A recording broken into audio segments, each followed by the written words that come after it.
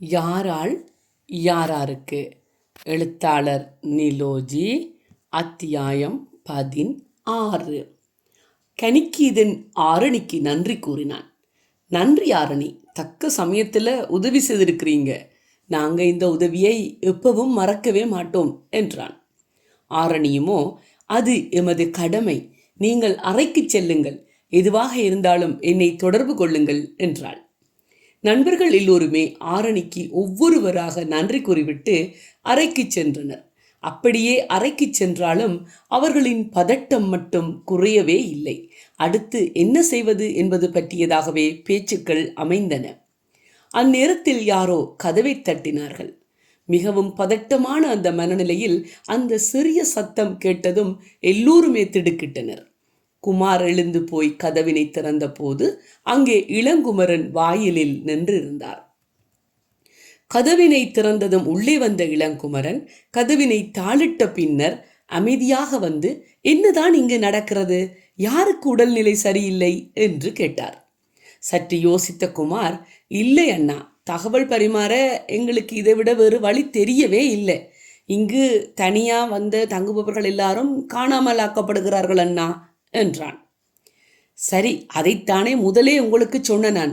இப்ப என்ன புதுசா நடந்தது என்று இளங்குமரன் கேட்க, இன்று இங்கே அகிலா என்கிற பெண் காணாமல் போயுள்ளாள் என்று கூறி முழு விவரத்தையும் விவரமாக கூறி முடித்தான் குமார். அப்படியா? தகவலுக்கு நன்றி. மேற்கொண்டு என்ன நடவடிக்கை எடுக்க வேண்டுமோ நானே பார்த்துக் கொள்கிறேன். நீங்கள் அமைதியாக இருங்கள், அவதானமாக நடந்து கொள்ளுங்கள் என்ற இளங்குமரன், நான் பிறகு வருகிறேன் என்று கூறி விடைபெற்றார். அவர் விடைபெற்று கொஞ்ச நேரத்திலேயே காவல்துறையினர் செங்குட்டுவன் விடுதியை சுற்றி வளைத்தனர். காவல்துறையின் வண்டியின் சமிஞ்சை கேட்டு விடுதியில் தங்கியிருந்த எல்லோருமே வெளியே எட்டி பார்த்து பதட்டமடைந்தனர். கபிலன் வரவேற்பு கூடத்திற்கு இறங்கி வந்து ஆரணியிடம் விசாரித்த போதுதான் ஆரணிக்கே விடயம் தெரிய வந்தது.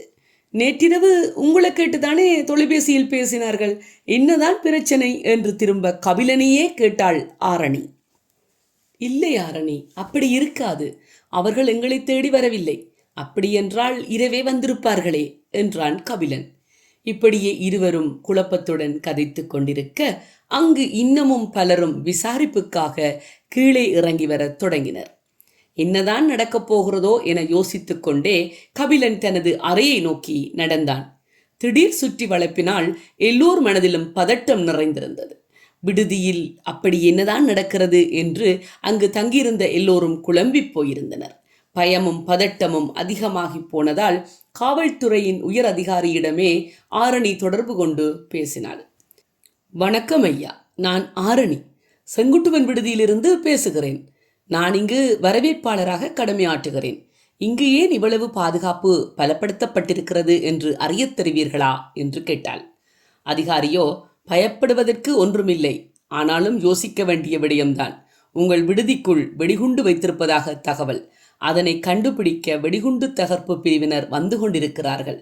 உங்கள் விடுதியிலிருந்து வெளியேறும் தொலைபேசி அழைப்புகள் யாவும் எங்கள் கண்காணிப்பின் கீழ் கொண்டுவரப்பட்டுள்ளது என்றார். சற்று நேரத்தில் வெடிகுண்டு தகர்ப்பு படையினர் வந்ததும் காவல்துறையினர் ஒளிபெருக்கியில் விடுதியில் இருந்த எல்லோரையும் வரவேற்பு கூடத்துக்கு தங்களது உடைமைகளையும் எடுத்துக்கொண்டு வரும்படி அறிவித்தார்கள். அறிவிப்பினை கேட்டதும் எல்லோரும் படிக்கட்டுகள் வழியாக ஓடியும் நடந்தும் கீழே இறங்கி வந்தனர். எல்லோருடைய விவரங்களையும் கேட்டு அவர்களின் உடைமைகளையும் சோதனை செய்து பதிவெடுத்துக் கொண்டிருந்தனர். நண்பர்கள் அனைவரும் ஒன்றாகவே இறங்கி வந்தனர். வந்தவர்கள் அமைதியாக நின்றனர்.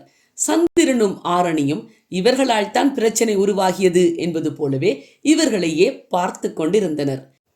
விடுதியில் தங்கியிருந்த அனைவரையும் வெளியே இருந்த காவல்துறையினரின் பாதுகாப்பில் விட்டுவிட்டு வெடிகுண்டு தகர்ப்பு படையினர் கண்ணிமைக்கும் நேரத்தில் விடுதி முழுமையும் மோர்ப்ப நாய்களின் துணையுடன் சோதனை செய்தனர்.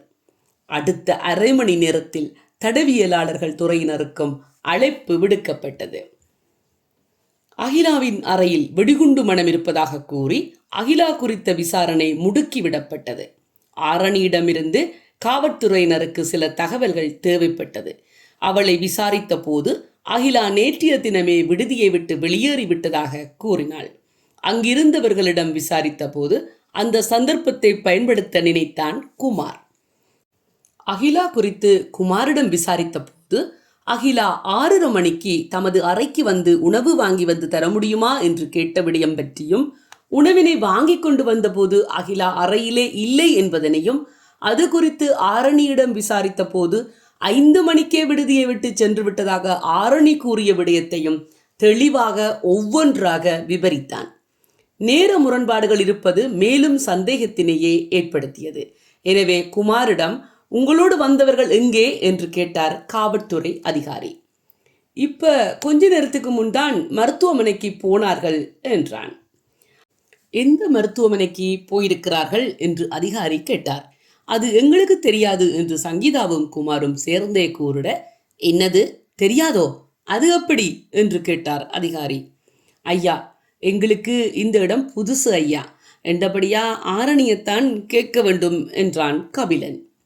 அவர்கள் போனது எப்படி ஆரணிக்கு தெரியும், என்ன நீங்க சொல்லுறீங்கள் என அதிகாரி கேட்க, நடந்த எல்லாவற்றையும் குமார் விவரிக்க, அதிகாரியின் அடுத்த கேள்வி ஆரணியின் பக்கமே திரும்பியது. ஆரணி, எந்த மருத்துவமனைக்கு அவர்களை அனுப்பி வைத்துள்ளீர்கள் என்று அதிகாரி கேட்க, ஆரணியோ எங்கள் அரசு மருத்துவமனைக்குத்தான் ஐயா என்றாள். அப்படியா என்று கேட்ட அதிகாரி மருத்துவமனைக்கு தொடர்பினை ஏற்படுத்தி கேட்டபோது அப்படி யாருமே அங்கு அனுமதிக்கப்படவில்லை என்று கூறப்பட்டது. அதிகாரி மேலும் குழம்பி போனார். அப்படியென்றால் இங்கே என்னதான் நடந்து கொண்டிருக்கிறது? எல்லாமே சிக்கல்களாகவே உள்ளதே. இவர்களை யார் கடத்தி இருப்பார்கள்? அகிலா, நிலாமதி, ஆதவன் மூவரும் காணாமல் போயிருக்கிறார்களே, அவர்களை உடனே கண்டுபிடித்தாக வேண்டும் என்ற அதிகாரி நிலாமதி மற்றும் ஆதவனின் படங்களை வாங்கிக் கொண்டு, யாரும் இங்கிருந்து வெளியேறுவதாக இருந்தால் எங்களுக்கு அறியத் தர வேண்டும் என்றார். எங்கள் அனுமதியின்றி இங்கு மேலதிகமாக யாரும் புதிதாக வந்து தங்கவும் முடியாது. இந்த விடுதியில் பல விடயங்கள் நமக்கு சந்தேகத்தினை அதிகப்படுத்தியுள்ளது. மீண்டும் விசாரணைகளுக்காக நாங்கள் வரும்போது நீங்கள் எல்லாரும் ஒத்துழைப்பு தர வேண்டும், தருவீங்கள் என்று நினைக்கிறேன் என்று கண்டிப்பான குரலில் கூறி அவசரமாக அங்கிருந்து புறப்பட்டார். ஒரு பகுதி காவல்துறையினர் விடுதியில் காவலுக்கு நிறுத்தப்பட்டிருந்தனர்.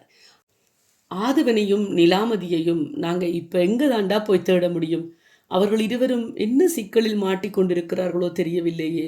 பெருசா அகிலாவை கண்டுபிடிக்கிறோம் என்று தேவையில்லாமல் எங்கட ஆதவனையும் நிலாவையும் நாங்களாவே தொலைத்துவிட்டு நிற்கிறோமே என சிந்தித்தபடியே மிகுந்த கவலையுடன் அறைக்கு சென்றனர். அறைக்கு சென்றதும், கனி இப்ப என்னதாண்டா செய்கிறது என்று கேட்டாள் சங்கீதா மிகுந்த கனமான குரலில். அவளது கண்கள் குளமாகி போயிருந்தன. நிலைமை எங்கட கையை விட்டு மீறி போய்விட்டது. ஆனால் இப்ப காவல்துறையினர் மட்டுமல்லாமல் எல்லா துறையினரும் இந்த விடயத்துல தலையிட்டுள்ளார்கள். எப்படியும் கண்டுபிடித்து விடுவார்கள், கவலைப்பட வேண்டாம் என்றான் கனிகீதன். அவன் வாயின் வார்த்தைகளினால் எல்லோருக்கும் நம்பிக்கையூட்டினான். ஆனாலும் அவனது உள்ளமும் பதட்டத்தினால் நிறைந்திருந்தது. ஆதவனின் அப்பா அறிந்தால் என்ன நடக்கப் போகிறதோ தெரியாது. நினைத்து பார்க்கவே பயமாயிருக்கிறது என்றாள் யாழினி. யோசித்து ஒன்றும் செய்ய முடியாது, விடியும் வரை காத்திருந்துதான் ஆக வேண்டும் என்றான் குமார். குமார் சொல்வது சரிதான், யோசித்து எங்களால் ஒன்றுமே செய்ய முடியாது, தொலைபேசி கூட இங்கிருந்து எடுக்க முடியாது என்றான் கபிலன். ஆதவனையும் நிலாமதியையும் அனுப்பியே இருக்கக்கூடாது, வேறு ஏதாகிலும் வழியை யோசிச்சிருக்கலாமே என்றாள் சங்கீதா. இது ஏன் நீ முதலே சொல்லியிருக்கலாமே, எல்லாரும் சேர்ந்துதானே முடிவெடுத்தனாங்கள். இப்ப என்ன உனக்கு இதுல சம்பந்தமே இல்லாத மாதிரி கதைக்கிறாய்? இது சரியா நீ இப்படி கதைக்கிறது என்று கேட்டாள் யாழினி. சரி, நடந்தது நடந்து விட்டது. இப்ப ஏன் நீங்கள் வீணாக 2 பேரும் சண்டை போடுகிறீர்கள்? விடியும் வரை பொறுமையாக இருப்போம் என்றான் கனிகீதன். விடியும் வரை கதைத்து கொண்டிருந்தாலும் பதட்டம் அதிகமாகிக் கொண்டிருந்ததே தவிர ஒவ்வொரு நிமிடமும் மணித்தியாலங்கள் போலிருந்தது. நித்திரை கொள்ளாமல் செய்தி ஏதாகிலும் வராதா என காத்திருந்தனர். நன்றி.